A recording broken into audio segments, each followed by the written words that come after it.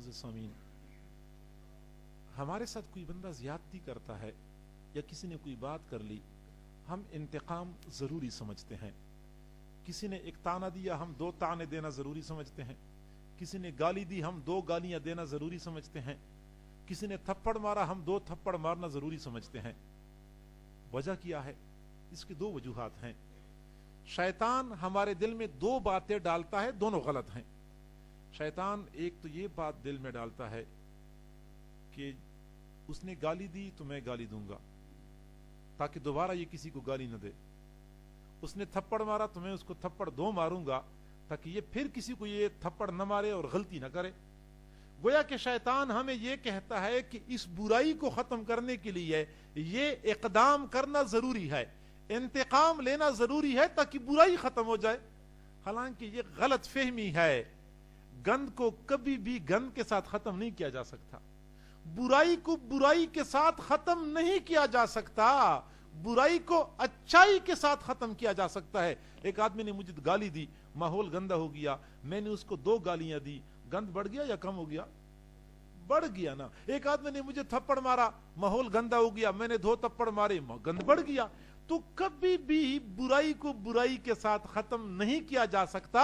कुरान अज़ीमुश्शान में अल्लाह रब्बुल इज्जत ने 4 अल्फाज में ये उसूल हमें समझाया है। 4 अल्फाज में, इदफा बिल्लती है या अहसन, बुराई को अच्छाई के साथ खत्म किया करो, अच्छाई होगी तो बुराई खत्म होगी। एक शैतान हमें ये धोखा देता है।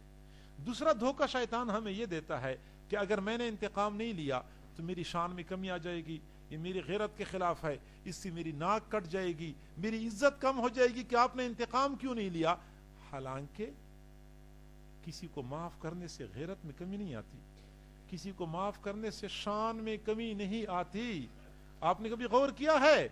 अल्लाह रब्बुल इज्जत सबसे ज्यादा माफ करने वाला, सबसे ज्यादा बुलंद शान वाला, हुजूर सल्लल्लाहु अलैहि वसल्लम, फिर इसके बाद सबसे ज्यादा माफ करने वाले, फिर वो भी मखलूक में सबसे ज्यादा बुलंद शान वाले।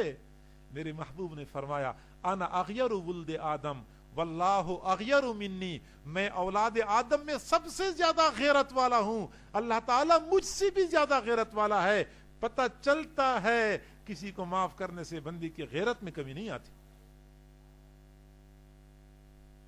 शैतान हमें धोखा देता है, शान में कमी आ जाएगी, शान बढ़ती है घटती नहीं है। अब मैं आखिरी बात करके अपने मौजू को मुकम्मल करता हूं कि हम अच्छे अखलाक से कैसे मुत्तसिफ हो सकते हैं।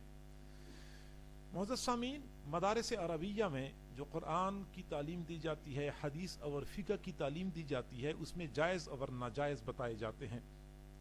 ये शरीयत के उलूम कहलाए जाते हैं। लेकिन इसके साथ मुतवाज़ी एक और तरीका है जो खानकाहों का निज़ाम है। खानकाहों में अखलाकियात सिखाए जाते हैं। इसलिए जिस सिलसिले को हम तसव्वुफ और सुलूक के नाम से आज याद करते हैं, इस सिलसिले का पुराना नाम इल्मुल अखलाक था। ये अखलाकियात का इल्म है। लोग मशाइख की खानकाहों में जाया करते थे और वहां पे अपने आप को अच्छे अखलाक से आरास्ता व पेरास्ता किया करते थे। अल्लाह वालों की सोहबत में वो असरात होते हैं कि बंदा उनके पास चंद दिन गुजारता है, अपने अंदर वाज़ेह तब्दीली महसूस करता है। कई मरतबा ऐसा होता है बंदे का अल्लाह वालों से ताल्लुक जुड़ा, चंद दिनों के बाद लोगों ने तब्दीली महसूस कर ली। लोग भी हैरान होते हैं कि वो गर्दन से सरिया कैसे निकल गया, मिजाज से दुरुस्तगी कैसे खत्म हो गई, बुखल की बजाय सखावत का उनसर कैसे आ गया, सख्ती की बजाय नरमी कैसे पैदा हो गई। लोग भी हैरान होते हैं।